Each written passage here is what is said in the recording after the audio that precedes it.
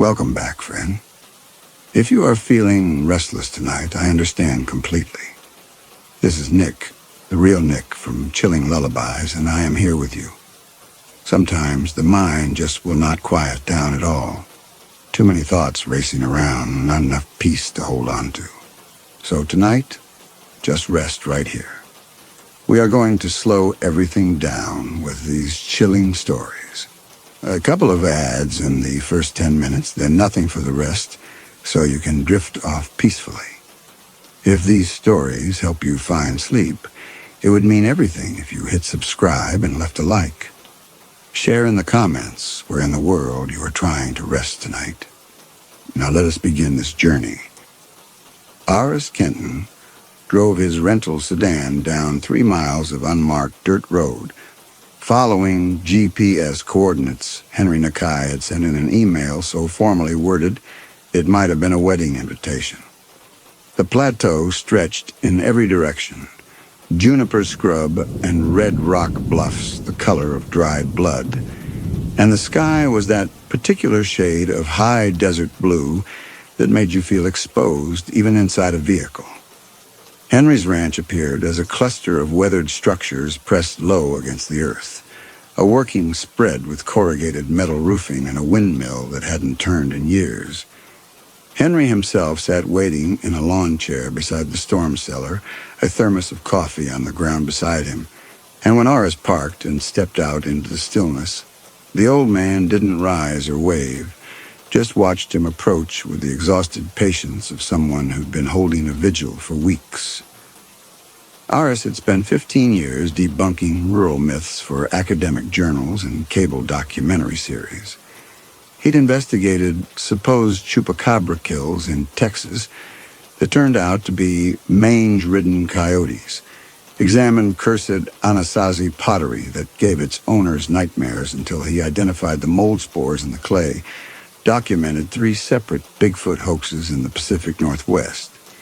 He'd built his reputation on patient, systematic dismantling of folklore, treating believers with respect while exposing the mundane explanations beneath their fears.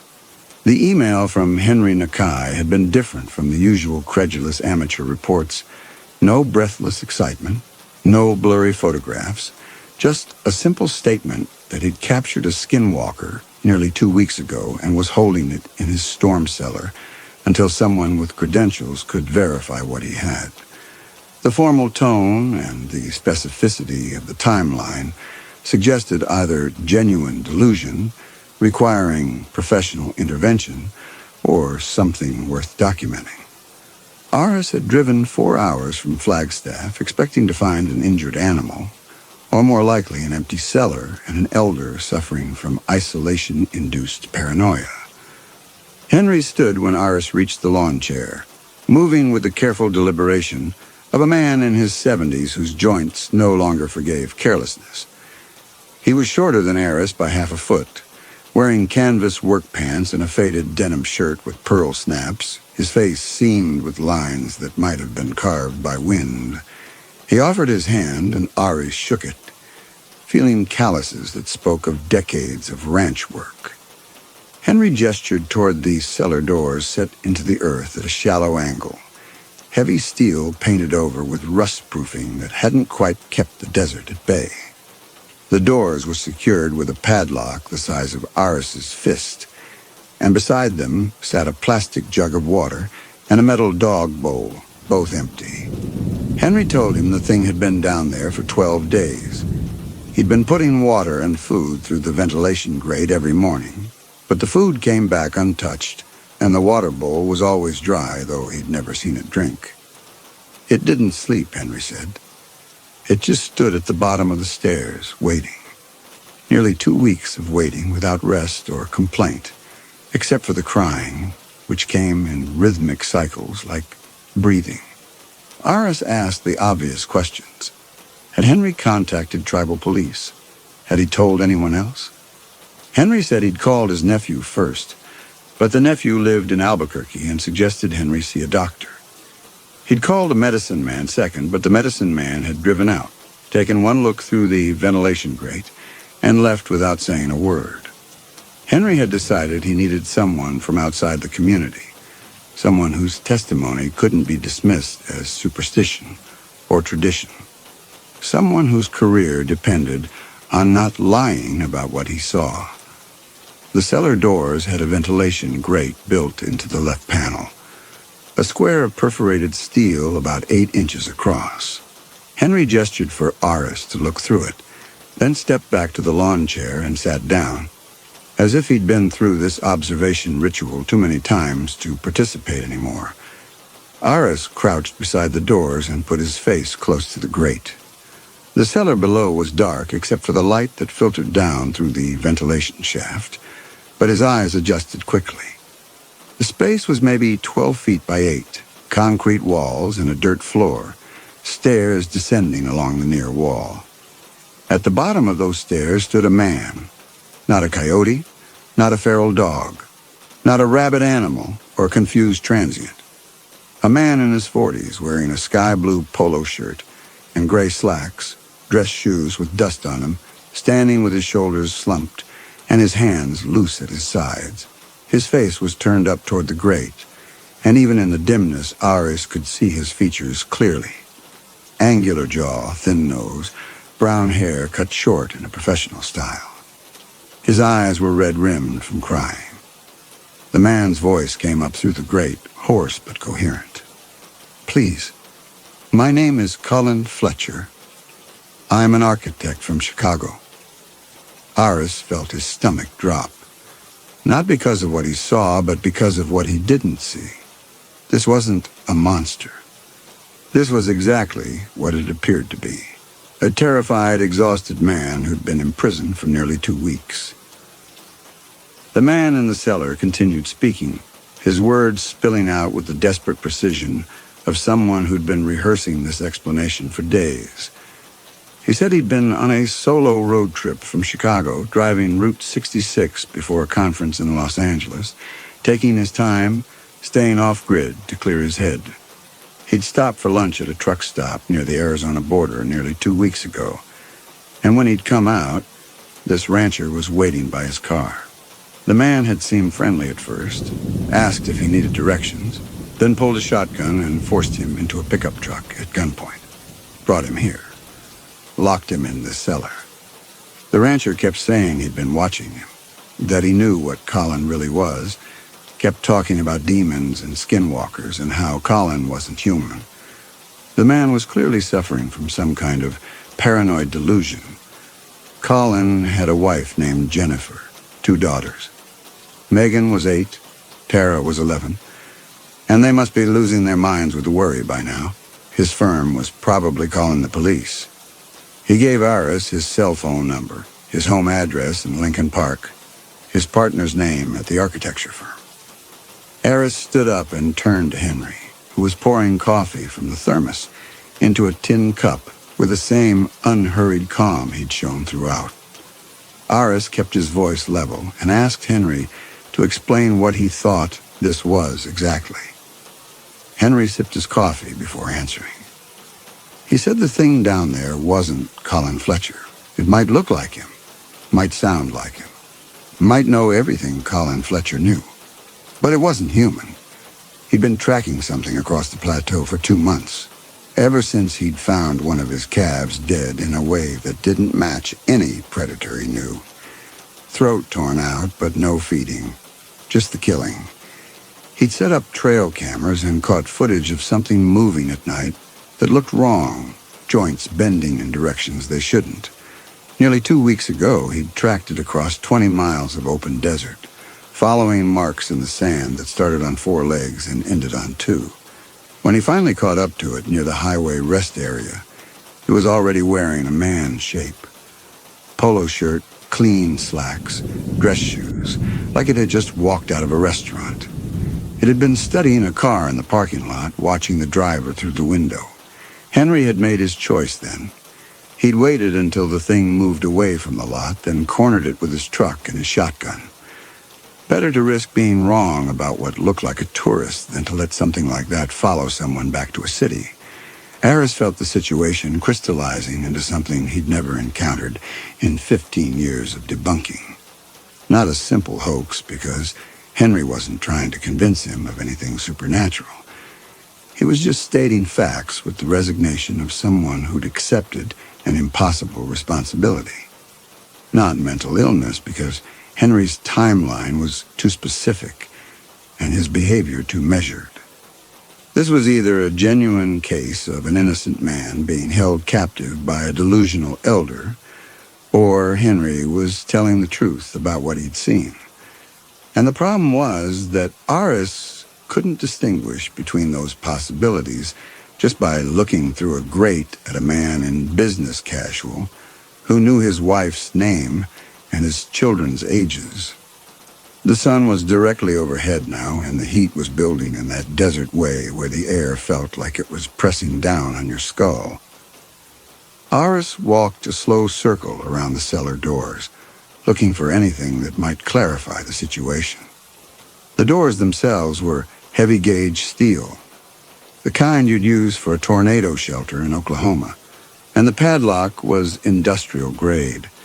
The ventilation grate was too small for anything larger than a cat to squeeze through. If Colin Fletcher really was an innocent tourist, he'd been imprisoned in conditions that would constitute kidnapping, false imprisonment, and a dozen other felonies. If Henry was right, and the thing down there was something else, then the question became what Aris was supposed to do about it. He asked Henry why he hadn't just killed it. Henry said he'd tried. First night, he'd opened the door with his shotgun ready, intending to settle it quickly. The thing had been standing at the bottom of the stairs, and it had looked up at him with Colin Fletcher's face and started crying. Not screaming or threatening, just weeping with this broken, exhausted sound that made Henry think of his grandson who died in a car accident in 2015. He'd stood there with the shotgun raised for maybe 5 minutes while the thing sobbed, and he hadn't been able to pull the trigger. He'd closed the door and locked it again. Every morning since then he'd considered it, and every morning the thing looked a little more human, a little more tired, a little more like someone who deserved mercy. That's why he'd called for help. He couldn't trust himself anymore. Aris asked if he could speak to the man in the cellar directly, and Henry made a gesture that might have been permission or resignation. Aris crouched by the grate again.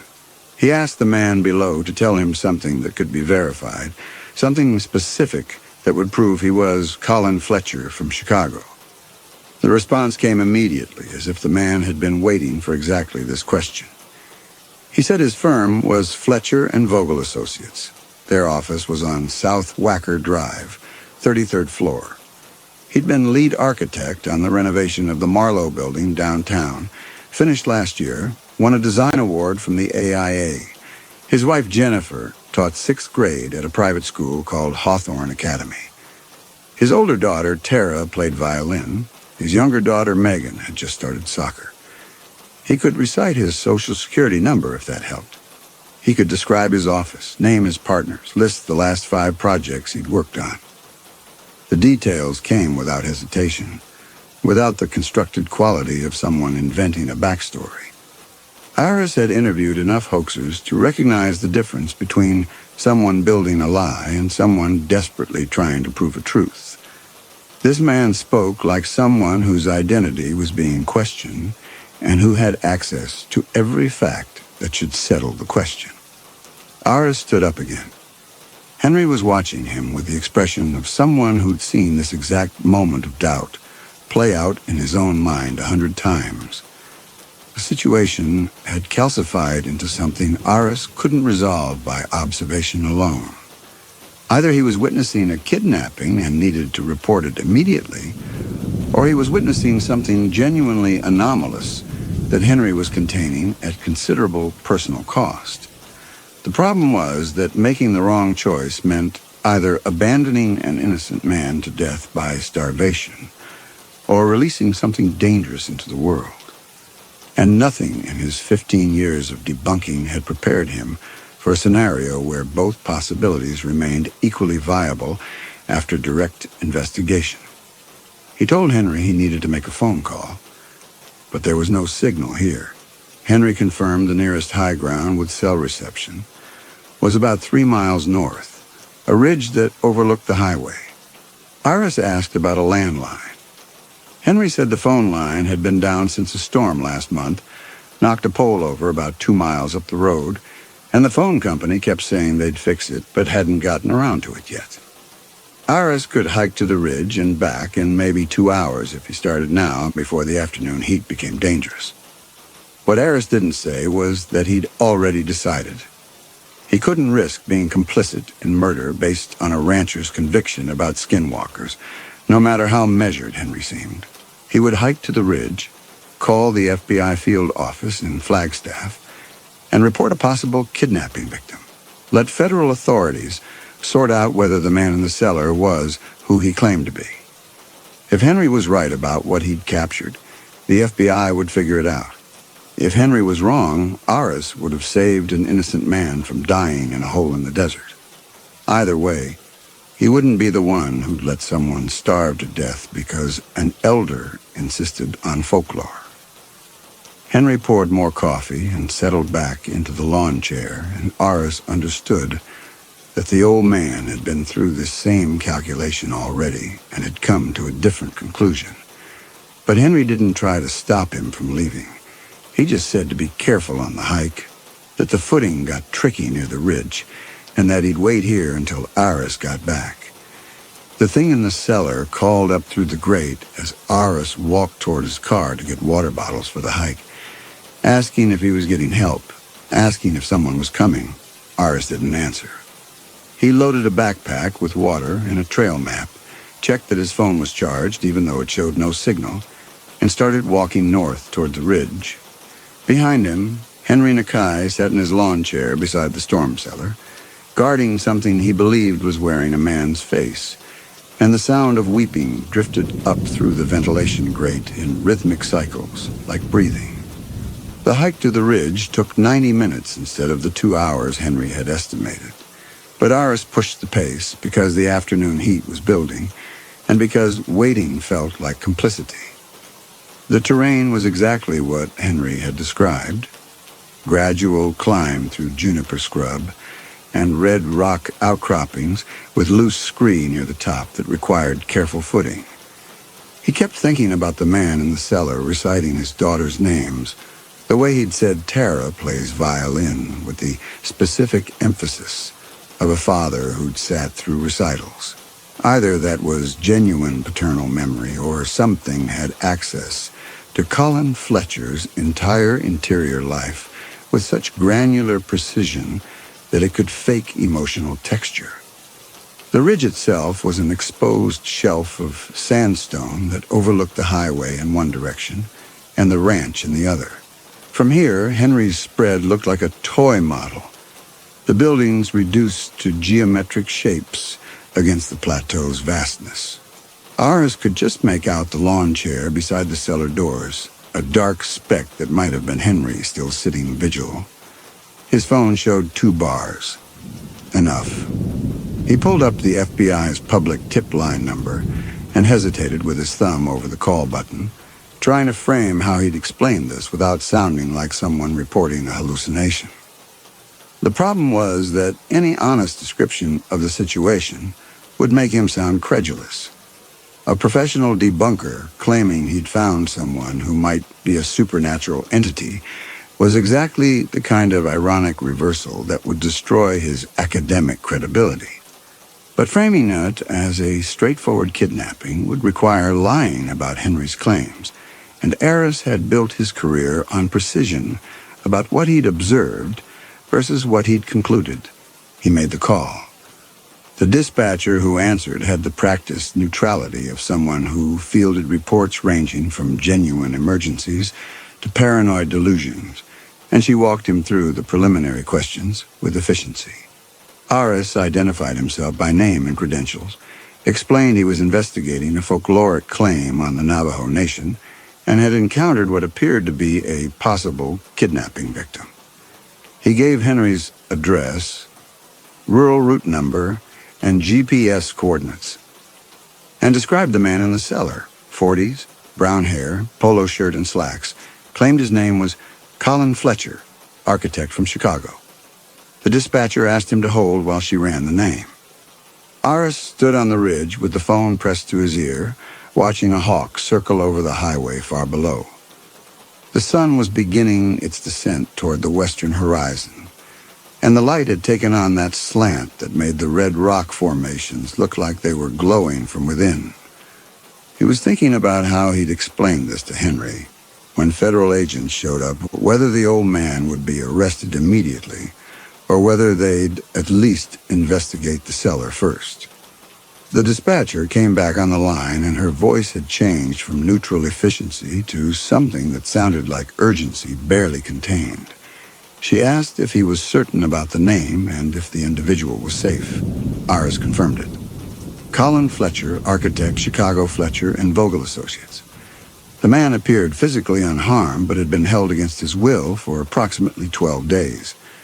The dispatcher's tone shifted into something more focused. She said they had an active missing person case for Colin Fletcher, filed by his wife, Jennifer Fletcher, 12 days ago. He'd been on a solo road trip through the Southwest and had stopped communicating. Family and colleagues had been unable to reach him. The FBI had issued alerts to law enforcement across Arizona, New Mexico, and Nevada. She asked if Aris could confirm the individual was Colin Fletcher, and not someone using his identity. Aris felt something cold settle into his chest, but it wasn't the sensation he'd expected. The dispatcher was confirming that Colin Fletcher was missing, that his family had been searching for him, that everything the man in the cellar had said was consistent with an actual kidnapping case, which meant Henry had imprisoned an innocent man and Aris had just found him. He told the dispatcher that the individual had provided specific biographical details consistent with Colin Fletcher's identity. Wife's name, children's names and ages, firm name and location, recent projects. The man claimed he'd been abducted from a truck stop near the Arizona border nearly 2 weeks ago. The dispatcher said that timeline matched. Fletcher's last known location was a fuel stop off I-40 near the New Mexico border, where his credit card had been used 22 days ago. Nothing since then. She was transferring him to the agent assigned to the case. Hold, please. Ari stood on the ridge while the call transferred, and his understanding of the situation inverted. Henry wasn't a vigilant elder protecting his community from something supernatural. Henry was a man suffering from paranoid delusions who had kidnapped a tourist and held him in a cellar for nearly 2 weeks while that tourist's family filed missing person reports and waited for news. Aris had been ready to walk away, to honor Henry's conviction over institutional evidence, and that choice would have resulted in Colin Fletcher dying in that cellar while his wife and daughters waited for him to come home. A new voice came on the line, identifying himself as Special Agent Carver from the Phoenix field office. He asked Aris to confirm the details again. Aris did, and Carver told him they'd have units en route within the hour, but given the remote location, it would take time to coordinate with tribal police and reach the site. He asked if Aris could safely remain there until they arrived. Aris said yes. Carver told him not to approach the subject who'd been holding Fletcher. The individual might be armed or dangerous. Just maintain visual contact if possible, and call back immediately if the situation changed. Aris ended the call and stood looking down at the ranch where Henry still sat in his lawn chair beside the cellar doors, guarding what he believed was a monster, but what was actually a missing person whose family had been searching for him for nearly a month. He thought about the trail camera footage Henry had described. Something moving wrong, joints bending in unnatural directions. He thought about the calf killed in a way that didn't match predators. He thought about Henry tracking something across 20 miles of open desert and finding a man in clean clothes standing near a highway rest stop. There were two possibilities. Either Henry had genuinely witnessed something anomalous and misidentified its target, tracked something real but captured the wrong person. Or Henry had constructed an elaborate delusion from ordinary ranch incidents and convinced himself that a tourist was a supernatural threat. And Iris realized it didn't matter which one was true. The FBI had confirmed Colin Fletcher was a real missing person. That made everything else irrelevant. Whatever Henry believed he'd seen, whatever might actually be out there in the desert, the man in the cellar was human and needed to be rescued. He started walking back down the ridge, moving faster now because federal agents and tribal police were coming, and he needed to be there when they arrived to explain the situation before anyone got hurt.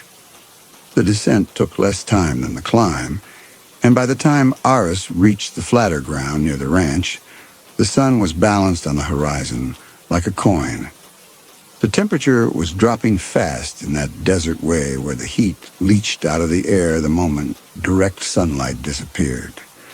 He could see Henry's pickup still parked beside the ranch house, see the lawn chair beside the cellar doors.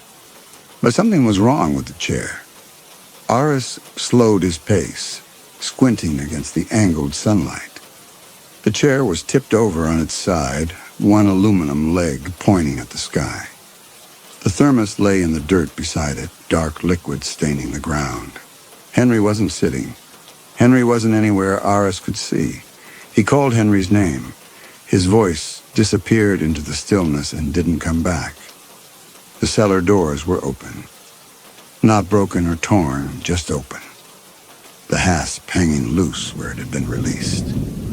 The padlock lay on the ground beside the doors, its shackle pulled free. Iris approached slowly and saw Henry's key ring a few feet away in the dirt, as if it had been tossed aside. But when he looked at the ventilation grate in the left door, his breath caught. The steel was bent outward, the perforated metal warped in smooth curves that suggested enormous force applied from inside. The 8-inch square opening had been deformed into something twice that size, the edges of the metal pushed outward like petals. Whatever had been down there had reached through and simply bent the steel with its bare hands to create the room it needed. Iris crouched beside the open doors and peered into the darkness below. The concrete space was empty except for shadows. No one standing at the bottom of the stairs, no sound, no movement. He stood and turned in a slow circle, scanning the yard.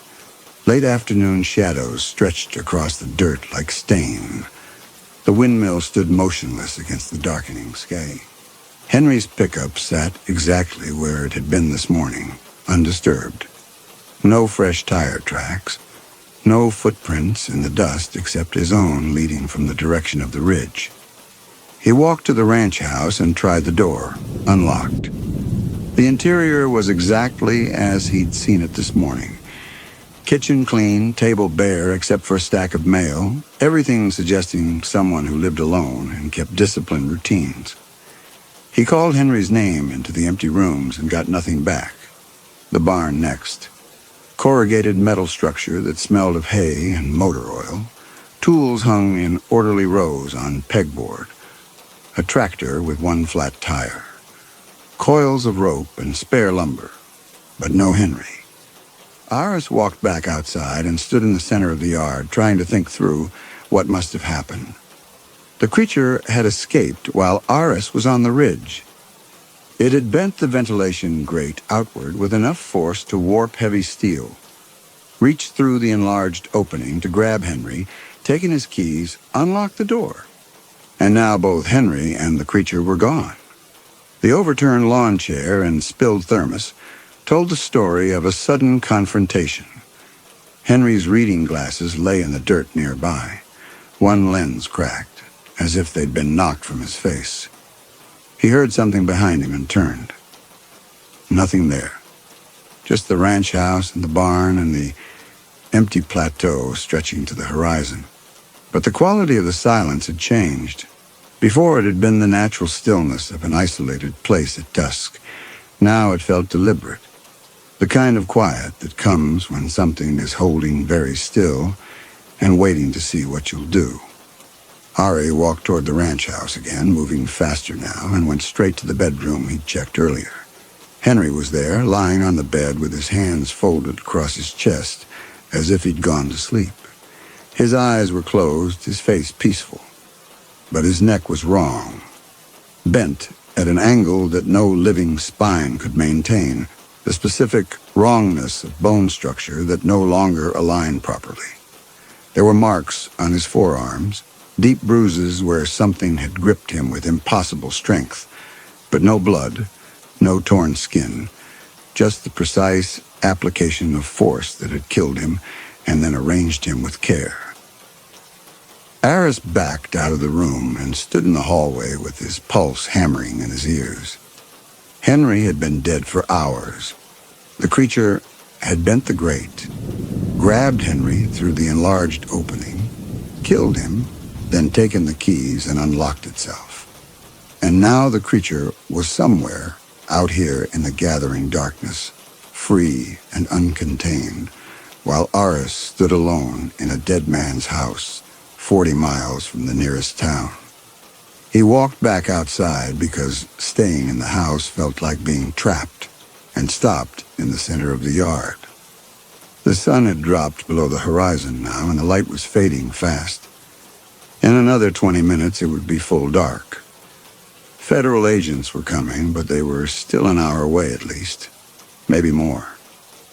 He heard footsteps, not running or rushing, just the casual sound of boots on gravel, someone walking around the corner of the ranch house, as if they'd been standing there all along and had finally decided to make themselves known. Colin Fletcher stepped into view, wearing the same polo shirt and slacks he'd been wearing in the cellar. The clothes were dusty now, but otherwise undamaged. No tears, no blood, nothing to suggest violence. His face carried no expression. Not the terror and exhaustion from earlier, not relief at being free, just a neutral assessment that looked profoundly wrong on features that had been weeping an hour ago. Aris backed away without thinking, his body making decisions his mind hadn't caught up to yet. The creature stopped walking and watched him. It tilted its head slightly, the way someone might when considering a puzzle. Then it spoke, and the voice was Colin Fletcher's voice. Same Midwestern inflection, same tone. But the words came out in short, disconnected phrases, as if it were reciting lines from a script it hadn't quite memorized yet. It said, Dr. Kenton, from Flagstaff, cultural anthropologist. A pause. 15 years debunking. Cable television, 3 Bigfoot hoaxes. Another pause. You called the FBI. Missing person case. Jennifer filed the report 12 days ago. Aris felt his throat close. The creature wasn't guessing. It was repeating things it had heard. Things Aris had said during the phone call from the ridge. Things the dispatcher had said. Things it had somehow harvested from the cellular signal vibrating through the desert air, or through whatever supernatural mechanism allowed it to copy human beings so perfectly. The creature took another step forward, and something about its movement was wrong. Not obviously inhuman, but slightly off. The gait too measured, the weight distribution not quite natural, as if it were operating a body it had learned through observation rather than instinct. It stopped again and repeated his voice back to him, pitched exactly as he'd said it on the phone. Colin Fletcher, architect from Chicago, held against his will for approximately 12 days. Then it repeated the dispatcher's voice, catching her urgency perfectly. We have an active missing person case filed by his wife, Jennifer Fletcher. Then its own voice again, Colin Fletcher's Midwestern accent. My wife, Jennifer. My daughters, Megan and Tara. They must be losing their minds with worry by now. The creature was cycling through the phone call, replaying pieces of the conversation. But underneath the mimicry, Aris could hear something else. A rhythm to the speech that didn't match human pacing. Pauses in the wrong places. Emphasis on syllables that shouldn't carry weight. Iris tried to make his voice steady and asked where Henry was. The creature looked at him for a long moment without answering. Then it made a gesture toward the ranch house, palm up, as if presenting something for inspection. The gesture looked like something Henry might have made, the specific angle of the wrist, the way the fingers open. But grafted onto Colin Fletcher's body, it looked like a glitch, two different people's mannerisms overlaid imperfectly. It said again in Colin Fletcher's voice, but with Henry's exhausted inflection. Better to risk being wrong about a tourist than to let something like that follow someone back to a city. Those were Henry's exact words from this morning, but shifted slightly. Follow someone instead of let something escape into. The creature had absorbed the meaning, but not quite the phrasing. Iris felt himself trembling and couldn't stop it. He asked what the creature wanted from him. It tilted its head the other way now, considering. Then it walked closer. Not threatening, just closing the distance to about 10 feet. And when it spoke again, the voice had changed. Still Colin Fletcher's vocal cords, but the tone was different, flatter, stripped of the emotional performance it had been using in the cellar. You made a federal report, it said. Active missing person case. Wife filed 12 days ago. You told them I was Colin Fletcher. You confirmed it. Iris said yes, he had, because that's what the FBI database had confirmed. The creature nodded slowly, as if processing this. Then it said something that made Iris's skin go cold. Does this sound like a man who has been traumatized, Iris?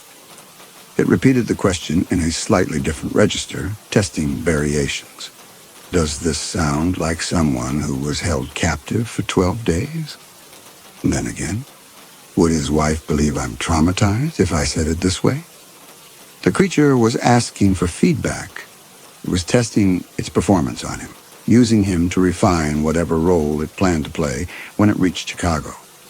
And the question revealed something worse than malice. It revealed uncertainty. The creature wasn't entirely confident in its ability to fake trauma convincingly, which meant it was still learning, which meant it might decide Iris was a liability if his feedback wasn't helpful enough. Iris tried to think of something to say that wouldn't make himself more useful dead than alive, but before he could speak, the creature changed its stance.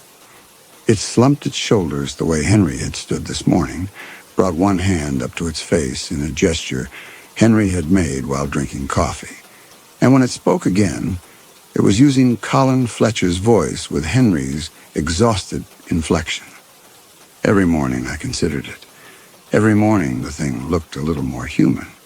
It was mixing them now. Colin Fletcher's body performing Henry Nakai's mannerisms, creating something that was neither person, but a composite of both. The wrongness was visceral.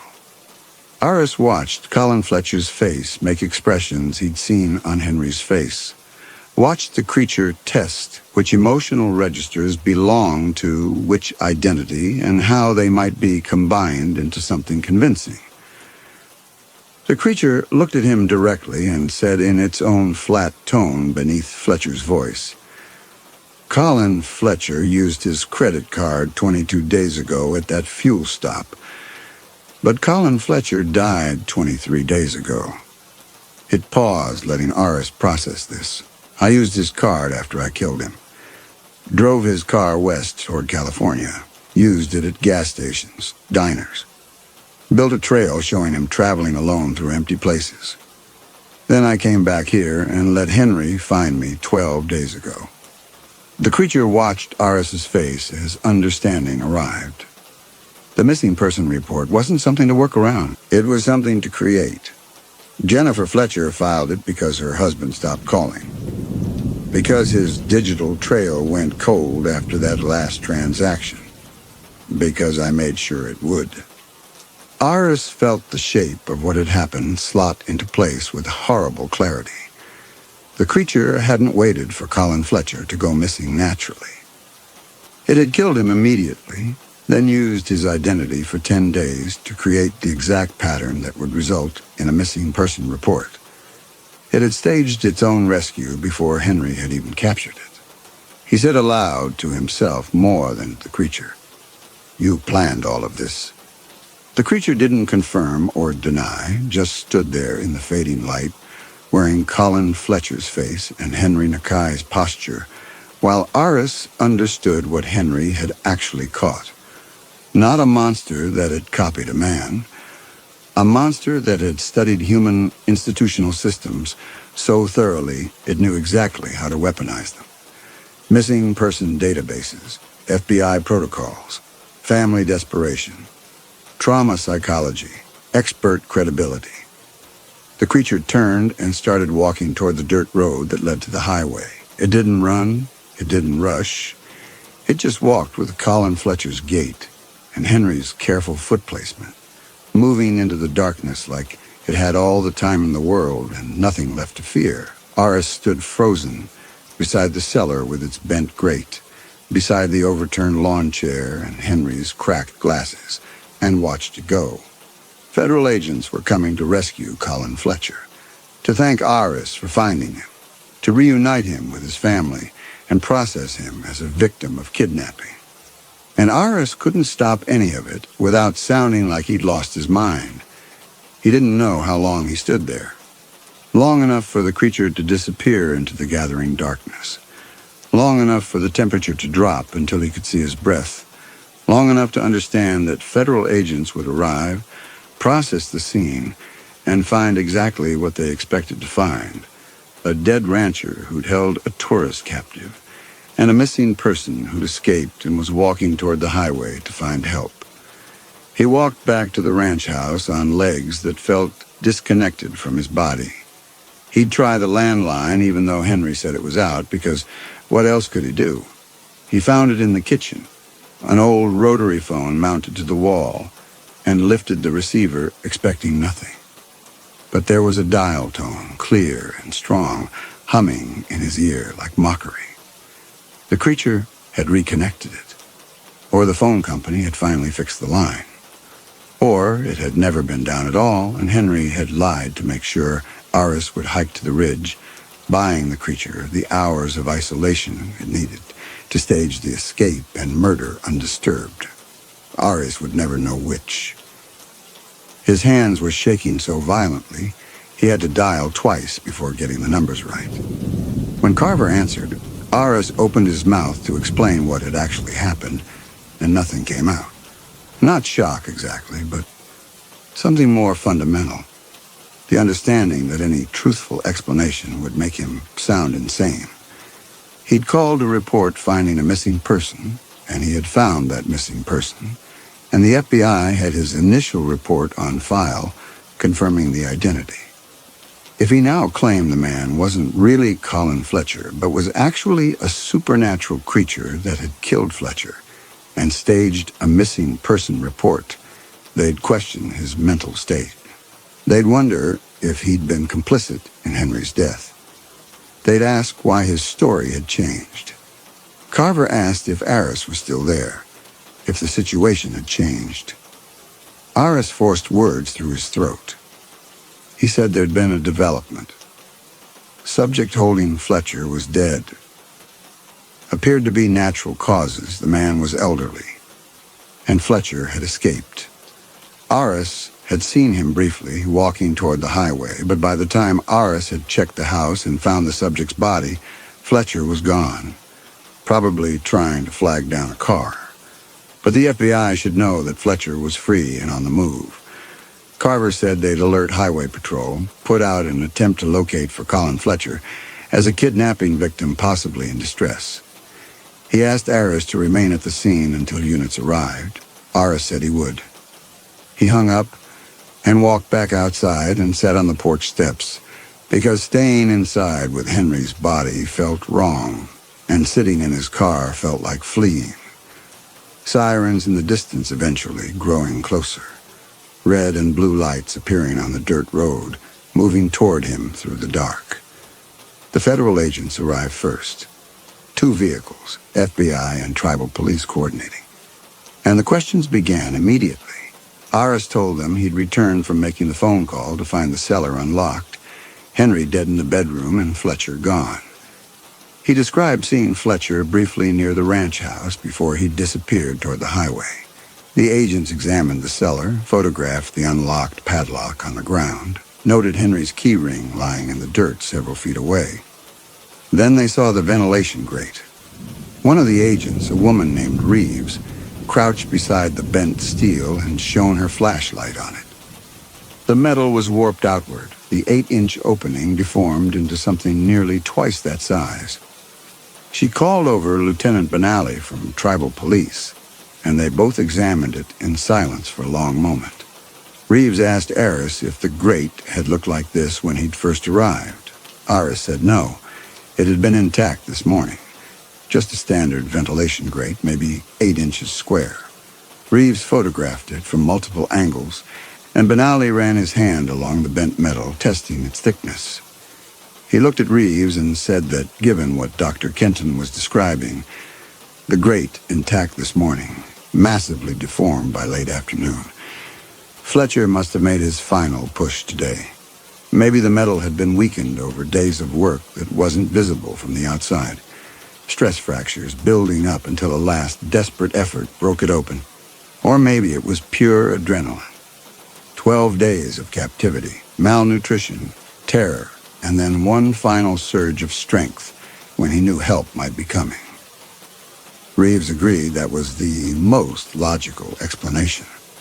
She'd seen cases where people under extreme duress accomplished things that seemed physically impossible.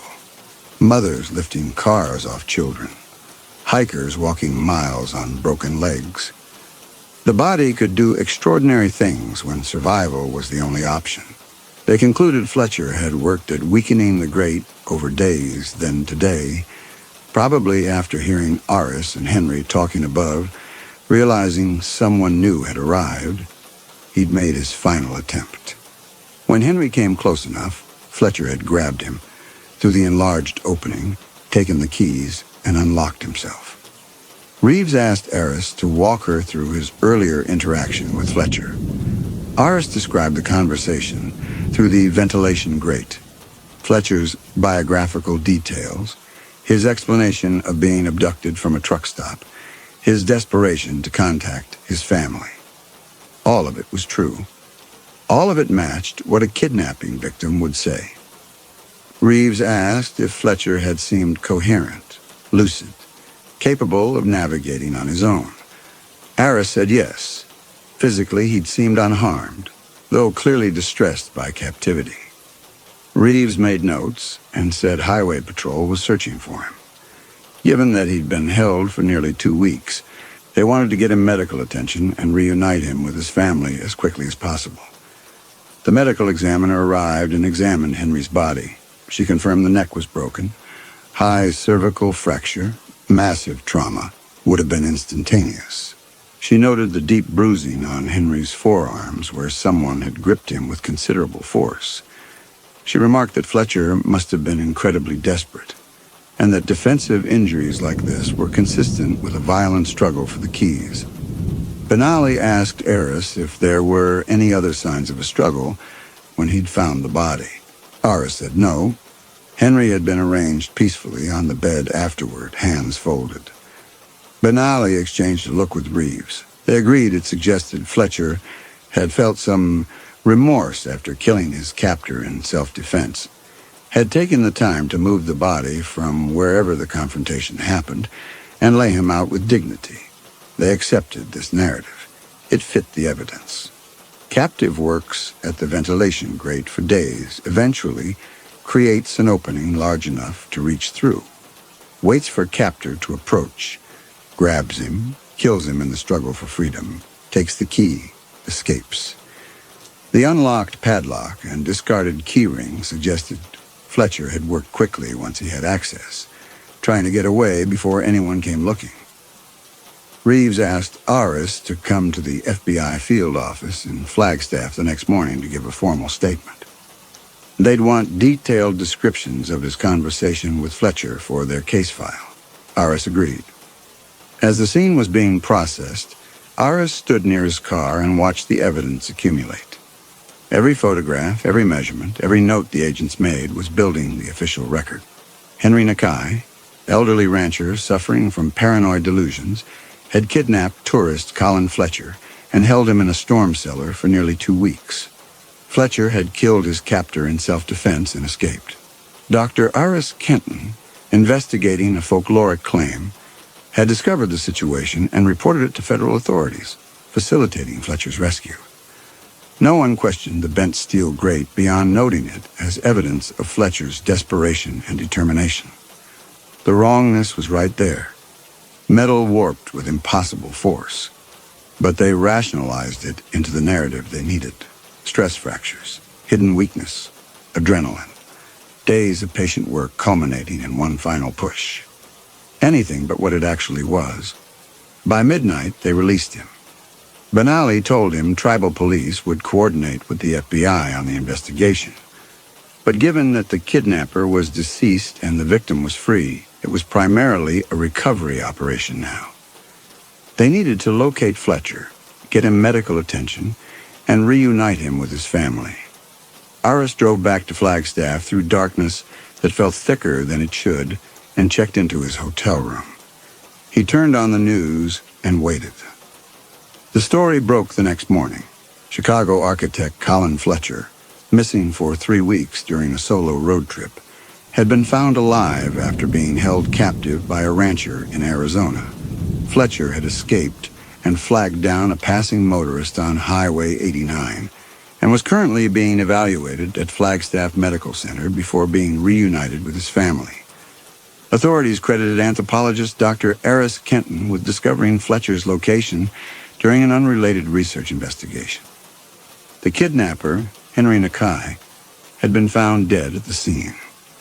The FBI was investigating, but preliminary reports suggested Fletcher had acted in self-defense. Aris sat in his hotel room and watched Jennifer Fletcher being interviewed outside the hospital. She was crying, relief and exhaustion and joy all mixed together. She said her girls couldn't wait to see their father. She said they'd been so scared when he stopped calling, when his credit card stopped showing up in the system, when the FBI had started talking about the possibility that he might not come home. And now he was safe. He was coming home. A reporter asked if she'd been able to see him yet. Jennifer said briefly, just for a few minutes. The doctors were still running tests, making sure he was okay after everything he'd been through. She said he seemed quiet, a little distant. But the doctors said that was normal after trauma. He'd been held in the dark for nearly 2 weeks. It would take time for him to readjust. The reporter asked if he'd said anything about his captivity. Jennifer hesitated, then said he was still processing everything. The FBI had asked her to let them interview him first before talking about details publicly. But he'd held her hand, and he'd asked about the girls, and he was going to be okay. They were going to get through this as a family. Aris turned off the television. He went to the FBI field office that morning and gave his formal statement. Agent Reeves recorded everything. His arrival at the ranch, his conversation with Henry about folkloric beliefs, his observation of Fletcher through the ventilation grate, the decision to verify Fletcher's identity through FBI databases, the phone call to the tip line, the discovery of Henry's body, and Fletcher's escape. Reeves asked him to describe Fletcher's demeanor during their conversation through the grate. Aris heard himself say that Fletcher had been coherent, desperate, providing specific, verifiable details about his identity and family. He'd seemed like exactly what he claimed to be, a man who'd been kidnapped and held against his will, trying to prove he was who he said he was so someone would help him. Reeves asked if Aris had any concerns about Fletcher's mental state or ability to return to his normal life. Aris said no. Fletcher had seemed lucid and oriented, though obviously traumatized by his captivity. Whatever psychological effects he experienced would likely manifest over time as he processed what had happened to him. Reeves thanked him for his cooperation and said his quick thinking had probably saved Fletcher's life. If Aris hadn't verified the identity and called it in, Fletcher might have died in that cellar before anyone found him. The family was extremely grateful. Aris signed the statement and left the field office. He drove back to his apartment, where his bookshelves were filled with folklore anthologies and field research from 15 years of debunking. He'd built his career on the principle that supernatural claims could be explained through careful investigation, that behind every monster story was a rational explanation waiting to be found. He'd been right about that. There was a rational explanation. The creature had studied human systems, missing person databases, FBI protocols, family dynamics, trauma psychology. With the same precision, a parasitologist would study a host species. It had identified the exact circumstances that would make its imposture unquestionable. Kill the target, use his identity to create a digital trail, allow that trail to go cold, wait for the family to file a missing person report, then engineer a scenario where a credible witness would discover the missing person and verify his identity to federal authorities. The kidnapping provided both a reason for the disappearance and a built-in explanation for any behavioral anomalies that would appear later. It hadn't needed to avoid detection. It had engineered a scenario where detection was impossible, because every institution designed to verify identity would confirm it was Colin Fletcher, and every strange behavior would be attributed to documented trauma. Aris had provided the final piece, the expert verification from a professional debunker whose entire career testified to his ability to distinguish truth from deception. When Dr. Aris Kenton said the man in the cellar was Colin Fletcher, it carried the weight of 15 years of academic credibility.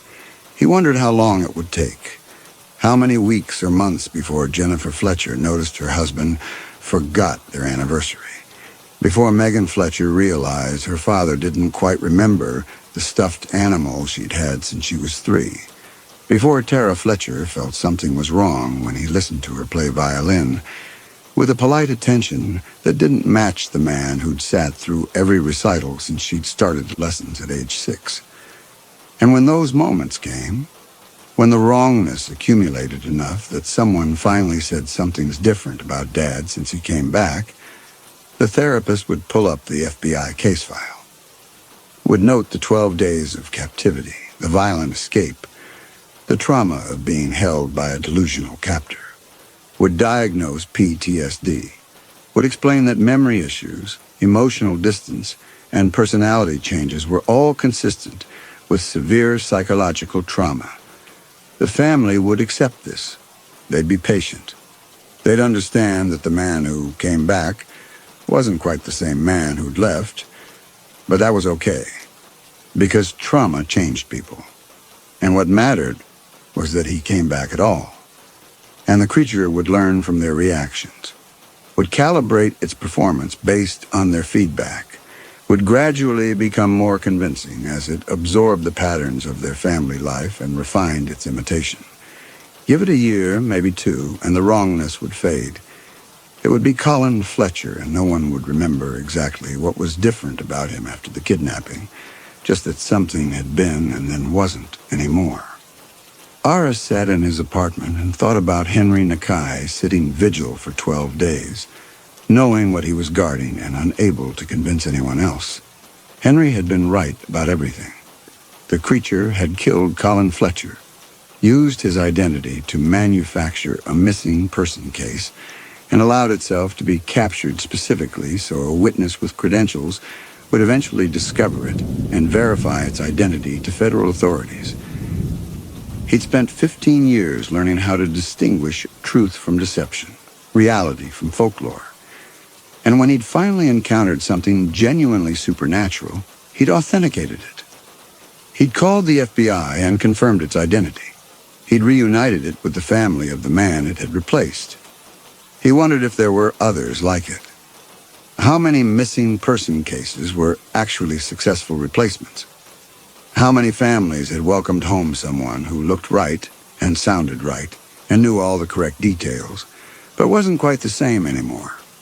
How many therapists had diagnosed PTSD in patients who'd never been traumatized, who were just learning how to be human by watching the people around them react to their mistakes?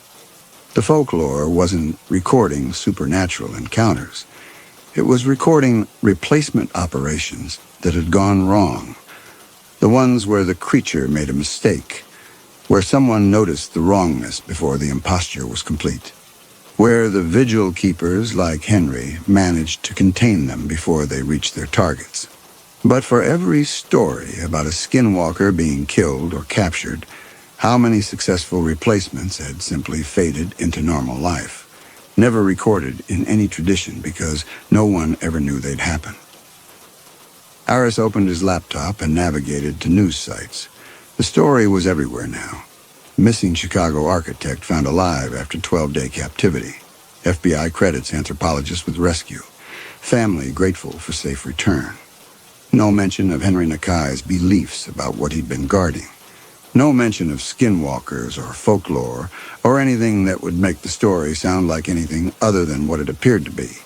A kidnapping case with a tragic but ultimately successful resolution. He closed the laptop and looked at his bookshelves again. 15 years of research. Hundreds of cases investigated and explained.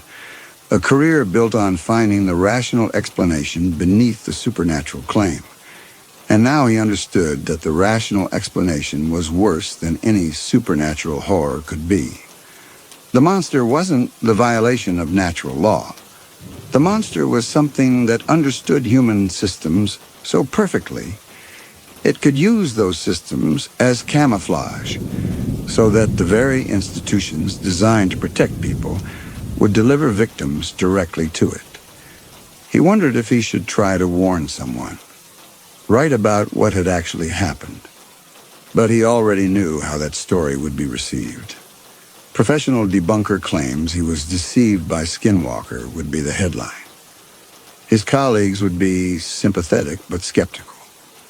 His own FBI statement was on record, confirming Fletcher's identity. Any attempt to retract it now would just make him look unreliable, or worse. Complicit in Henry's death, inventing supernatural explanations to cover his own involvement. The creature had been right about that too. Aris was more useful alive and silent than dead, and investigated. His continued silence would be taken as professional discretion. His credibility would remain intact, and that credibility would be cited in the FBI case file as proof that Colin Fletcher was who he claimed to be.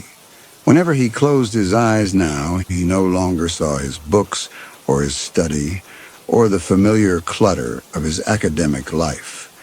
He only saw the figure walking away down the dirt road into the failing light, moving with Colin Fletcher's gait and Henry Nakai's careful foot placement, carrying with it the perfect identity Aris had verified, authenticated by his own voice in federal databases, documented in FBI reports he'd helped create, reunited with a family who would never know they were welcoming home something that had studied their husband and father long enough to copy him, but had never loved them and never would.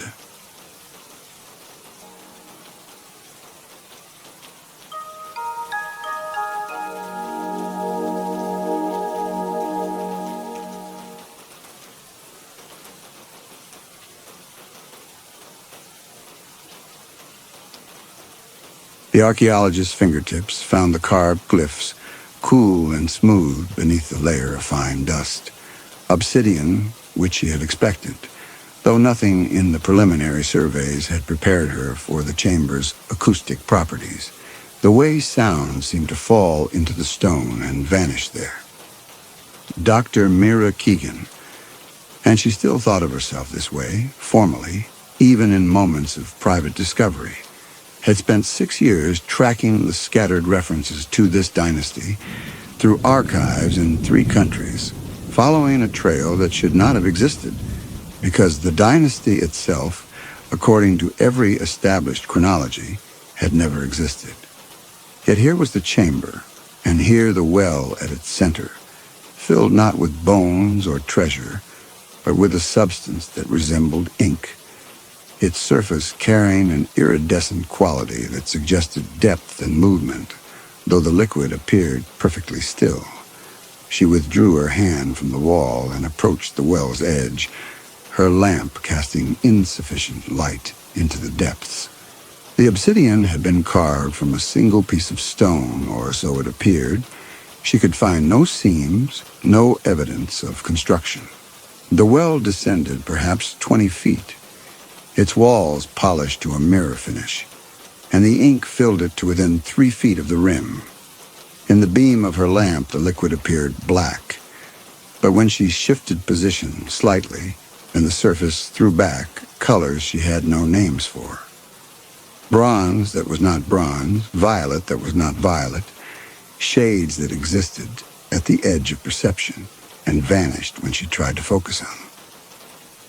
Behind her, the surveyor was setting up the photography equipment, and she could hear the graduate student somewhere in the outer chamber, his voice carrying that brittle edge of forced casualness that meant he was frightened and trying not to show it. They had all felt it when they entered the tomb 3 hours earlier, the sense of displacement, as though they had stepped not merely underground, but into a space that operated by different rules. Mira had dismissed the feeling as suggestibility, the natural response to discovering something that should not exist. Now, standing at the well's edge and watching the colors shift across that impossible surface, she was less certain. The surveyor joined her at the well and stood in silence for a moment before asking if she had ever seen anything like it. She told him she had not, which was true but felt insufficient. What she did not say was that she had dreamed of this chamber, or something very like it. For as long as she could remember, as a child, she had drawn pictures of a circular room with a dark pool at its center, had filled notebooks with symbols that resembled the glyphs now surrounding her, had insisted to her bemused parents that there was a place she needed to find, though she could not explain where it was or why it mattered. Her career had been, in some sense, an elaborate justification for that childhood obsession, a way of making professional and scholarly what had begun as an inexplicable fixation. The wall carvings covered every surface of the chamber, and she had spent the first 2 hours documenting them with a care that bordered on obsession. The script was familiar to her. She had seen fragments of it in the disputed texts that had led her here, but its completeness was overwhelming. Here was a continuous narrative, an explanation, a manual. The priests of this dynasty, whoever they had been, had believed that a person's name was a physical weight, a burden that bound the soul to the world and its sufferings. To achieve liberation, and the word they used suggested not merely freedom, but a kind of peaceful dissolution, one had to surrender the name entirely, pour it into this well, let it be absorbed and forgotten. She had photographed every glyph, but she had not yet translated them all. Some of the symbols were unknown to her, and others seemed to shift in meaning depending on their context. There was one sequence, however, that she had been able to render with reasonable confidence, carved in the stone directly above the well's rim. The silt accumulates. The weight holds. The rising is stayed, and beneath that, in smaller glyphs, until the weight proves insufficient. The surveyor was documenting the well's dimensions now, taking measurements that would allow them to create detailed plans of the chamber. He was a systematic man, someone who approached excavation with the precision of an engineer, and Mira had learned to appreciate his insistence on proper documentation, even when she herself was impatient to move forward. She watched him work, noting how carefully he avoided touching the ink's surface, as though he sensed the same wrongness she had felt. That the substance was not merely ancient or chemically unusual, but fundamentally other, something that did not quite belong in the world as they understood it. The graduate student emerged from the outer chamber carrying a metal case, his expression troubled. He reported that he had found something in the antechamber, debris from a previous expedition, perhaps 19th century based on the artifacts. There were fragments of equipment, remains of cloth and leather, and what appeared to be a leather-bound journal, badly deteriorated but still partially legible. Mira felt her pulse quicken. If another expedition had found this place and left records, those records might contain translations or observations that would illuminate what she was seeing now. She followed him back through the passageway to the antechamber, where he had laid out the artifacts on a clean tarp. The journal was in worse condition than she had hoped. Water damage, insect damage, the leather binding cracked and crumbling. But when she carefully opened it to a middle page, she found the handwriting was still readable, a precise copperplate script that suggested education and care.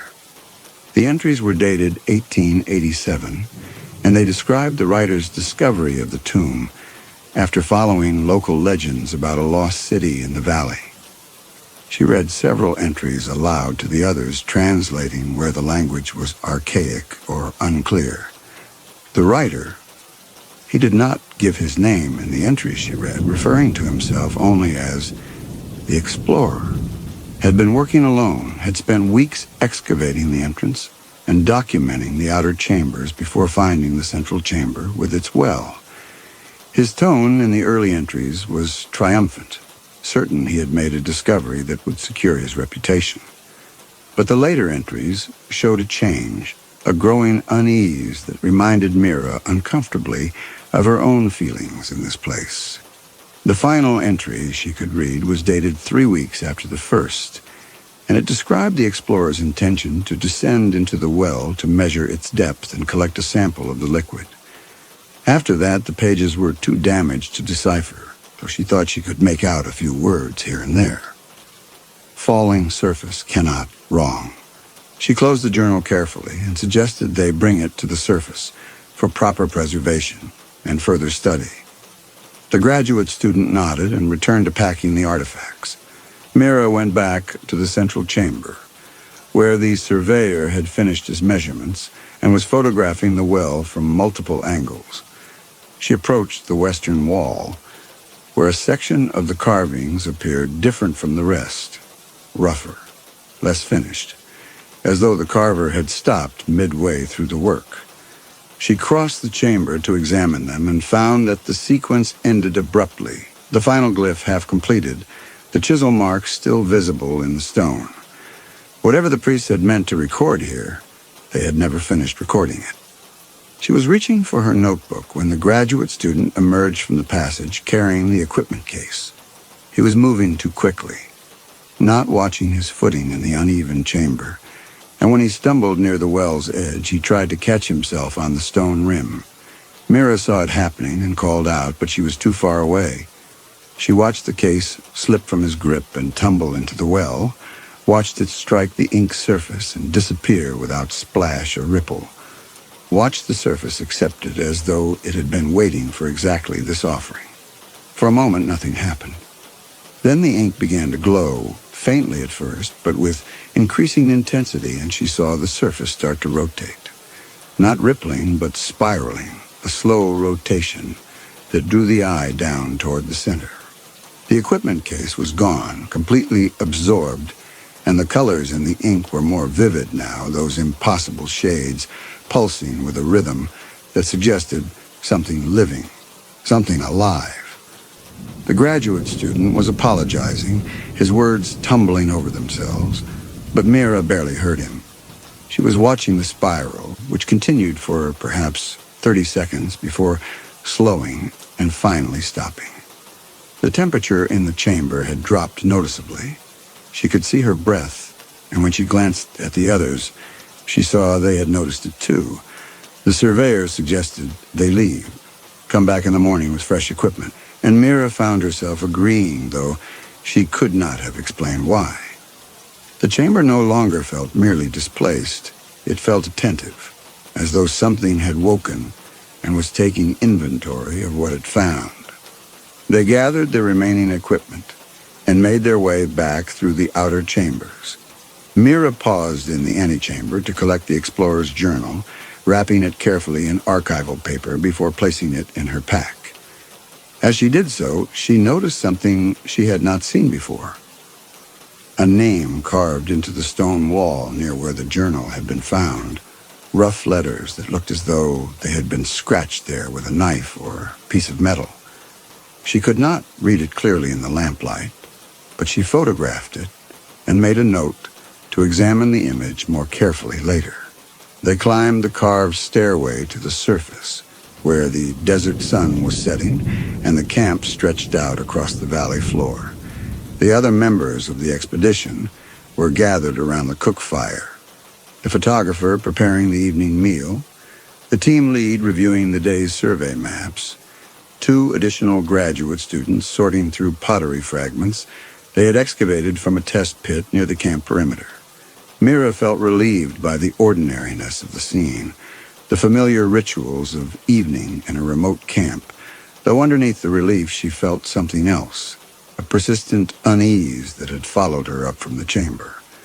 She approached the team lead and described what they had found, the chamber and the well and the ink that had absorbed their equipment case. He listened with the patient attention of someone who had supervised enough excavations to know that accidents were inevitable and rarely catastrophic. He asked practical questions about the chamber's stability, about the air quality, about whether they would need additional equipment before continuing work. She answered as best she could, but found herself describing the acoustic wrongness, the way sound vanished into the stone, and saw from his expression that he did not quite understand what she meant, but trusted her judgment enough not to dismiss it. The photographer called them to dinner, and they gathered around the fire with their plates. The conversation turned to logistics. How long they could remain in the valley given their remaining supplies, whether they should call in specialists to examine the well before proceeding, what the implications might be for the field if this tomb proved to be authentic evidence of the dynasty Mira had been pursuing. The graduate students were excited, speculating about publications and career prospects, and Mira let them talk without contributing much. She was thinking about the incomplete glyphs, about the explorer's journal with its final entries describing something wrong, about the name carved into the antechamber wall. After dinner, she retreated to her tent with her laptop and her notes. She placed the explorer's journal on her folding table with her other documents, intending to examine it more carefully once she had transcribed the day's photographs. Her field journal lay open beside it, and she turned to a fresh page and began writing the date and location, her standard practice for starting each day's entry. But when she looked down at what she had written, she saw that something was missing. The page showed the date and location, but where she had written the team roster at the start of the expedition, a list of all personnel involved in the dig, there was nothing. Not crossed out or erased, but simply absent, as though she had never written it. She paged backward through the journal, checking previous entries, and found other absences. The graduate student's name was gone from the entry where she had noted his arrival at the camp. The surveyor's name had vanished from the supply requisition list. Her own name, which she had written on the journal's inside cover, according to her usual practice, was no longer there. The cover showed only the expedition designation and the date. She set the journal aside and opened her wallet, though she could not have said why this seemed necessary. Her driver's license was there in its plastic sleeve. But when she looked at the name field, she found it blank. Not whited out or scratched away, but simply empty, as though it had never been filled in. Her university identification card showed the same absence. The credit cards in her wallet displayed the bank logos and account numbers, but where her name should have been embossed, the plastic was smooth, unmarked. She left her tent and found the surveyor sitting near the fire, alone now that the others had retired. When she approached, he looked up with an expression that told her he had noticed it too. He showed her his passport, opening it to the identification page where his name should have been printed, and instead finding only blank space. He had checked his laptop, he said, and his user account was still functional, but the display name was blank. He had tried to remember his mother's name. He had been meaning to call her, worried because she hadn't heard from him, and discovered he could not call it to mind. He could picture her face, remember her voice, recall specific conversations, but the word that designated her was simply gone. Mira sat down across from him, and they waited in silence until the others emerged, one by one, from their tents. The graduate student came first, then the team lead, then the photographer, each of them carrying documents with blank name fields, each of them wearing the same expression of barely controlled panic. Within an hour, they had assembled the full extent of it. Every member of the expedition who had been listed on the roster when the equipment case fell into the well had lost their names, not from memory, but from reality itself, from every physical surface where those names had been recorded. The team lead tried to write his own name on a piece of paper, moving his pen slowly, deliberately. Mira watched the ink flow from the tip, watched it form letters that looked correct until he lifted the pen, at which point the letters evaporated, leaving the paper blank. He tried again with the same result. The photographer tried with a marker on the back of a photograph, the mark appearing for a moment before vanishing, as though the paper itself refused to hold it. Someone suggested they radio the university, but when they tried, they discovered something worse than the erased documents. They could speak about what had occurred and could describe the tomb and the well and the vanishing names. But when they attempted to identify themselves, to say who was calling, who needed help, their voices stopped. Not failed or faltered, but stopped. A physical tightness in the throat, vocal cords locking mid-syllable, preventing any sound from emerging. They tried again, taking turns, each attempting to speak their own names or the names of the others. Each time the same thing happened. The voice beginning and then cutting off, the silence that followed feeling deliberate, as though they had tried to speak a word that no longer existed in any language. The photographer set up a recorder, and they tried once more, and when they played it back, they heard only their voices describing the problem, followed by gaps of absolute silence where their names should have been. Mira suggested they test the boundaries. They discovered they could refer to each other using role descriptors, the surveyor, the photographer, the graduate student, without difficulty. They could describe their professions, their expertise, their physical characteristics. But any attempt to use a proper name produced the same vocal lockup, the same silence. The team lead proposed they leave immediately, drive to the nearest town, present themselves to authorities. But Mira pointed out what they all sensed. Those records would show nothing, because the names had been erased from reality itself, from every archive and database. They could stand in front of people who had known them for years, and those people would see them, would recognize familiar persons, but would be unable to retrieve the words that designated them. She described what she had translated from the glyphs, the philosophy of names as burdens, the well as a repository for surrendered identity. She did not fully understand the mechanism, but she knew the answers were in the tomb, in the glyphs she had not yet translated. After considerable debate, the surveyor and the graduate student agreed to return with her at first light. The team lead would remain at camp with the photographer and the two other graduate students. Someone needed to maintain radio contact in case they needed emergency extraction, and he was the most experienced at managing logistics. The decision made, they dispersed to their tents, though no one expected to sleep. Mira lay in her tent, listening to the others moving through the camp, their footsteps testifying to shared insomnia. She thought about identity, about how much of what she considered herself was bound up in the name she had carried since birth. Without it, she remained conscious, capable of thought and memory. But there was a sense of untethering, as though she had become less substantial now that the world could no longer call her by the word her parents had given her. Dawn came eventually. Mira emerged from her tent to find the surveyor and graduate student already waiting by the tomb entrance, their equipment gathered. The team lead sat by the fire, his face drawn with exhaustion from a sleepless night. The photographer and the two other graduate students were still in their tents, and Mira was grateful not to see them. She did not want to acknowledge the fear in their faces, the knowledge that they were all trapped in something they could not understand or escape.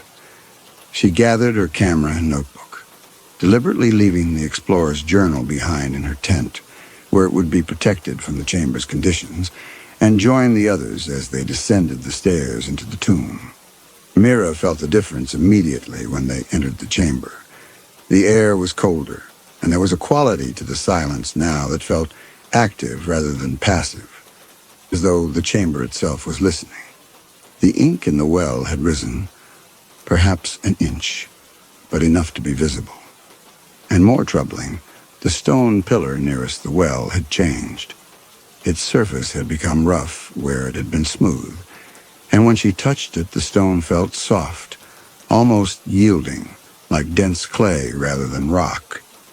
The surveyor examined the pillar with his instruments, taking measurements. He reported that the stone's molecular structure appeared to be breaking down, though he could offer no explanation. There were 6 pillars in the chamber, arranged in a circle around the well, and all of them showed the same decay to varying degrees, the ones closest to the well more affected. Mira returned to the wall carvings with her camera and notebook, working through translations with renewed urgency. What she found was a cosmology unlike anything she had encountered, a universe held in place by language, by the accumulated weight of names anchoring reality to itself. The glyphs described the world as a kind of text, written in the language of designation and relationship. Every object, every action, every concept existed because it had been named, because some consciousness had assigned it a word, and that word had been repeated until it became solid, until the thing named and the name itself were bound together. To remove a name was not merely to forget something, but to unmoor it from existence, to return it to undifferentiated potential that preceded language. The well had been designed to collect this linguistic weight, to concentrate it, to use it to suppress something the glyphs referred to as the rising but never directly described. The priests had believed they could achieve sufficient weight through sacrifice of their own names. But the incomplete glyph sequence suggested they had been wrong. She photographed everything she could, and then turned to the incomplete section. The final glyphs were rougher, carved with less precision or more urgency. She could make out words related to completion and requirement and sovereign. And beneath those, a complex compound glyph that seemed to represent a concept too large for a single symbol to contain. The graduate student called out to her, his voice carrying a new quality. When she turned, she saw him standing near one of the deteriorating pillars with his hand extended toward it, his face expressing cognitive dissonance, the expression of someone encountering something their mind cannot process. He told them, his voice shaking, that he could no longer think of the word for what he was looking at. He could see the object, could describe its function as vertical support, could identify the material as stone, though he was having difficulty with that word too. But the simple, common word that designated this category of object had become inaccessible. He reached for it and found nothing, found only a gap where the word should have been. Mira asked him to describe what he was experiencing. He said it was like reaching for a book on a shelf and finding the shelf empty, except the shelf itself was also disappearing, and the wall it had been mounted to was fading until there was nothing left to indicate the book had ever existed. The word was gone, and with it the conceptual category, and without the category he could not think coherently about the object. The surveyor said they needed to leave immediately. But even as he spoke, they could all see it was too late. The ink had risen another inch while they stood there, and the deterioration had accelerated. One of the pillars was no longer vertical. It had begun to sag, bending in the middle like a candle. She forced herself to focus on the glyphs, working with desperate speed. There was a section near the eastern wall she had not examined carefully, and she approached it now with her camera. The script here was more complex, using layers of compound glyphs that required reading in multiple directions. She photographed everything, wishing she had brought the explorer's journal, but she had left it at camp for preservation, knowing its fragile condition could not withstand another descent into the chamber's unstable environment. The graduate student had sat down on the chamber floor, his back against one of the decaying pillars, staring at his hands with existential horror. The surveyor was beside him, trying to offer comfort, though he was equally shaken. Mira approached them and suggested as calmly as she could that they needed to return to the surface, that the chamber was becoming unstable. They made their way toward the stairs, moving slowly because both men were experiencing the same disorientation. Words vanishing from mental vocabulary, leaving behind only concepts, and finding that concepts alone were insufficient. The graduate student kept looking down at what his feet were touching, his expression one of profound unease as the word for that surface dissolved from his mind. The surveyor looked up at what was above them with growing fear, unable to name it. They climbed the stairs and emerged into the morning sun that seemed too bright. They stood blinking in the light, and Mira saw the moment when the surveyor looked up and his expression changed, saw him process what he was seeing and failed to find the word for it, saw the fear that followed. The walk back to camp took longer because they were moving carefully, exhausted and frightened in a way that physical fear could not account for. This was fear of dissolution, of becoming something less than human through systematic removal of the language that made human thought possible. When they reached camp, they found the others had begun experiencing similar effects. The team lead was sitting by the fire, and when Mira approached, she saw immediately that something had changed in him. His breathing had a strange quality to it, deliberate, conscious, each inhalation a visible effort. He looked up at her, and she saw the exhaustion in his eyes, the terrible strain of someone who had been awake for hours fighting to maintain a process that should have been automatic. He explained slowly, because speaking required him to pause between words to concentrate on his next breath, that he had woken before dawn, unable to breathe unless he was thinking about it. The moment his attention wandered, the moment he tried to think about something else or began to drift toward sleep, his lungs would stop. He had been sitting by the fire for 3 hours now, forcing himself to stay awake, forcing himself to think, inhale, exhale,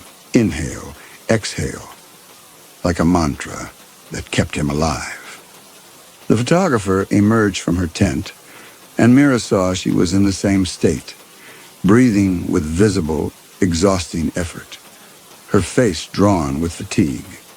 She tried to speak but gave up after a few words, needing all her concentration to maintain the rhythm that was keeping her alive.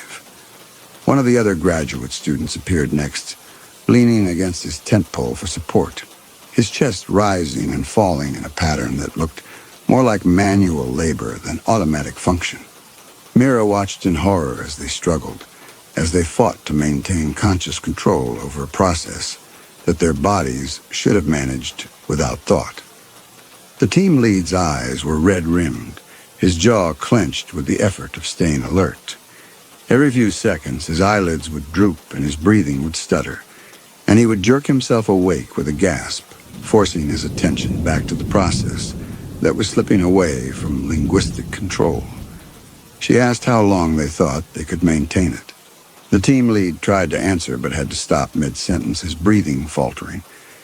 And when he resumed, he simply shook his head. She understood. They could not sleep, could not let their attention wander for even a moment, because the instant they stopped thinking about breathing was the instant their bodies would forget how to do it. They were dying of exhaustion, while perfectly healthy, their bodies betraying them through the loss of a word. The photographer had tears running down her face now, not from emotion, but from the sheer physical strain of forcing each breath. Mira could see her counting silently. 1, 2, 3, inhale. 1, 2, 3, exhale.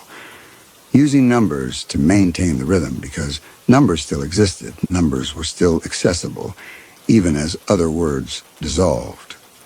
She told them she would return to the tomb, that she would find a solution in the glyphs. But even as she said it, she could see in their faces that they knew there was no time. The surveyor who had accompanied her from the chamber was beginning to show the same symptoms now, his breathing becoming conscious, his face taking on that terrible look of exhausted concentration. The process was spreading, accelerating, and soon everyone in the camp would be fighting the same battle, would be trapped in the same impossible choice between staying awake and staying alive. Mira retreated to her tent, her own breathing still automatic, but for how much longer she did not know. She could feel it at the edges of her awareness now, could feel her body starting to require conscious thought to perform the action. She sat at her laptop and pulled up her genealogical files with shaking hand, knowing she had minutes at most before she lost the ability to think clearly enough to do what needed to be done. The files showed 7 generations of names leading back to a family that had emigrated from this region, from a valley that had been abandoned in the 18th century. Her surname had always struck her as unusual, possibly a corruption of something older. She pulled up the maps, the historical documents, the linguistic analyses she had performed. She compared them to the glyphs she had photographed in the tomb, looking for correspondences, and found them, not exact matches, but echoes, the kind of linguistic drift that occurs when a language fragments and its speakers scatter. The region her ancestors had come from was this valley. The names they had carried were corruptions of names from the dynasties she had been pursuing. Her childhood obsession had not been random, but recognition, being called home by something that knew her better than she knew herself. She began tracing the connections, looking for patterns in the names, in the dates, and the migration routes. The family had left the valley in 1782, part of a larger exodus. The name they had carried then was different from her family's current surname, less corrupted, closer to the original. She traced it backward through generations, watching it shift and mutate, and found herself arriving at a name she recognized from the tomb's glyphs.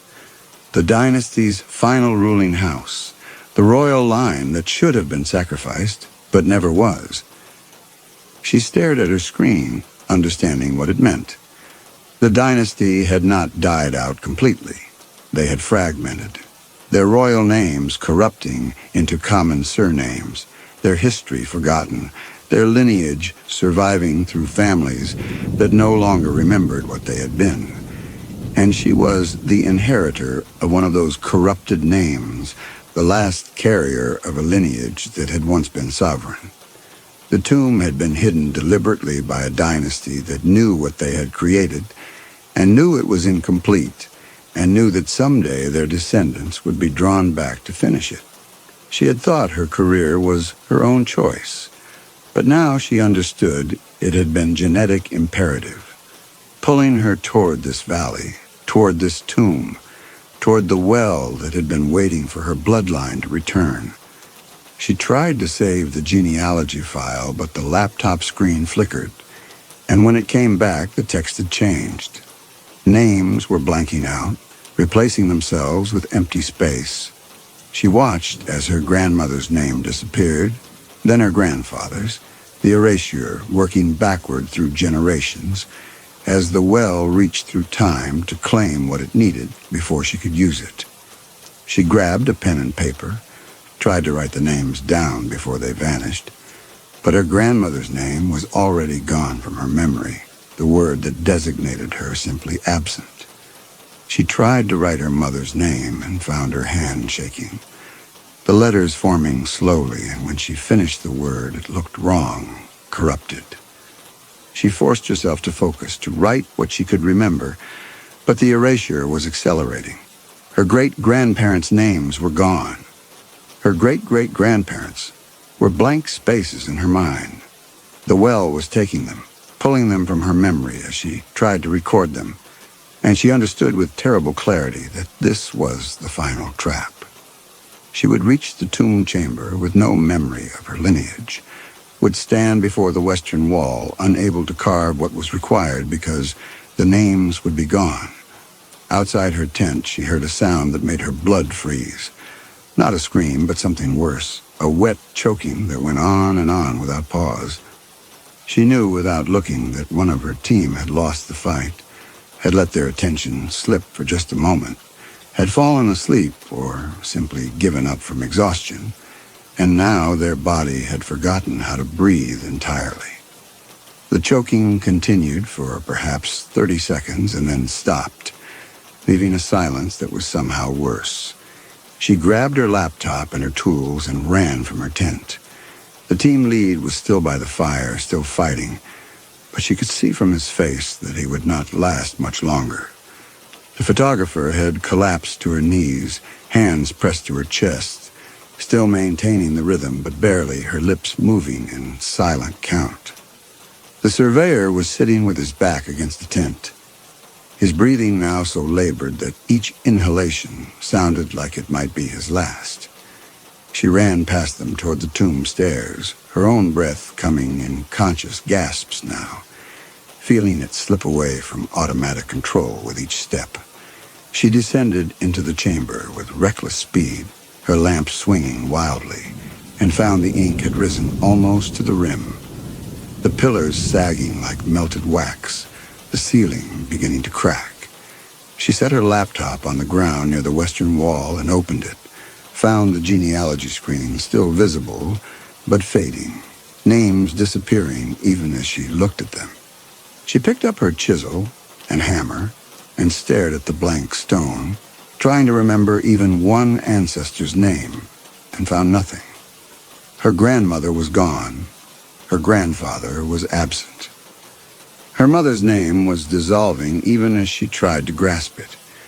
She pressed her hand to her chest, feeling her labored breathing, feeling the pressure building there as she tried to force air into lungs that were forgetting how to accept it.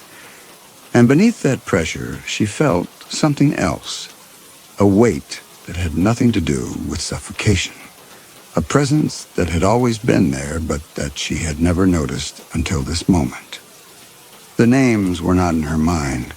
They were deeper than that, written into her blood, carried in something that existed beneath conscious recall.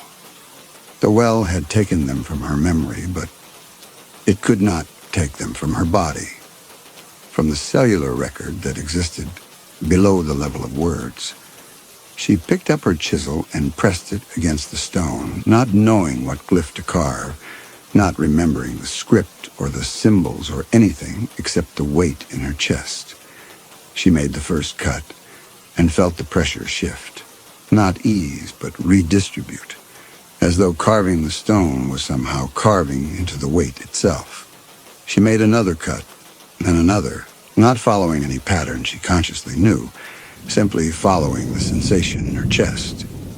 When she carved incorrectly, the pressure increased, her breathing becoming more labored, her throat tightening. When she carved correctly, the pressure eased slightly, her next breath coming marginally easier. She was using her own suffocation as compass, her failing body as the instrument that told her which glyphs to carve. Each symbol was an agonizing trial. She would start cutting, and immediately her breathing would worsen, her throat constricting, her vision darkening at the edges. She would have to decide instantly whether to continue that stroke or try a different angle, and a wrong choice meant precious seconds lost to choking, to gasping, to fighting her way back to consciousness. The correct strokes brought momentary relief, just enough air to sustain her for the next attempt. And so she carved her way through the lineage, one agonizing glyph at a time, each ancestor's name a negotiation with her own dying body. She had no idea what she was carving. She could not have said whether the symbols were correct, whether they matched any linguistic pattern, whether they meant anything at all. She simply followed the weight, followed the pressure, followed the feedback loop of suffocation and relief that told her when she was moving closer to completion. Her vision was tunneling now, her peripheral sight going dark, her consciousness narrowing to just the stone before her and the chisel in her hand and the desperate gasping that told her she had seconds left. She carved faster, more frantically, making cuts that might have been symbols or might have been random scratches, impossible to distinguish anymore, guided only by whether each stroke made her next breath possible. Behind her, the ink was glowing, that dark, pulsing absence spreading through the chamber, and she could feel it pulling at her, trying to take her concentration, trying to make her forget what she was doing. She could not look back. Looking back would mean losing focus, and losing focus would mean losing the rhythm of her breathing, and losing that would mean dying before the carving was complete. She felt rather than saw when the final glyph was finished, felt the weight in her chest suddenly release, felt air flow into her lungs without the desperate conscious effort that had been required a moment before. She dropped her tools and lifted the tablet she had carved, found it impossibly heavy, heavy enough that she could barely raise it, and understood that meant she had succeeded, that the weight was real, that her body had remembered what her mind could not. She carried it to the well's edge, each step requiring all her strength, her breath still coming in gasps, but automatic now, her body remembering. The ink was at the rim, beginning to spill over, and she could see things moving in it, shapes that suggested what was rising, what the priests had been trying to suppress, something that existed before language, something that would unmake the world if it emerged. She held the tablet over the well, and her hands opened before she consciously decided to release it, her body knowing it was time, and she watched it fall into the ink and disappear without sound. The glow intensified until she had to close her eyes. When she opened them, the ink had dropped, pulled down by the weight of 7 generations, and she could feel herself becoming less definite, the edges of her identity blurring as the well took not just her name but her entire existence, unwriting her from every moment where she had been recorded. But she could also feel the automatic rhythm of her breathing stabilizing, returning fully to unconscious control. The temperature rose. The pillars began to repair themselves. Reality was knitting back together, the linguistic structures restored, the concepts flowing back into the world's vocabulary, except she no longer had names for any of them. She could perceive them, could understand their functions, but the words themselves were absent, pulled into the well along with her lineage. She could breathe but could not think the word for breathing. She could see but could not name what she was seeing. She turned toward the stairs and found her body unresponsive, found her legs would not move because she had lost the word for walking, for movement, for the concept of going somewhere else. She stood motionless in the chamber, trapped not by physical bonds, but by the absence of the language that would allow her to conceptualize escape. She did not know how long she stood there. Time lost meaning when she lost the words for before and after and now. She existed in a perpetual present, watching light change on the chamber walls, watching shadows shift, unable to organize these perceptions into sequence. Eventually, someone else entered the chamber. She could see them, but could not think person or human. They approached her and spoke, but she could not understand words, could only perceive sound shapes. They touched her arm, and she felt pressure, but could not think touch or arm. They led her toward the stairs, and her body moved, but she could not think movement. They brought her to the surface, and she saw brightness that hurt, but could not think sun or light. They put her in something that moved, and she felt motion, but could not conceptualize vehicle. They brought her to a place with others who made concerned sound shapes at her, and she perceived their distress, but could not understand why or respond.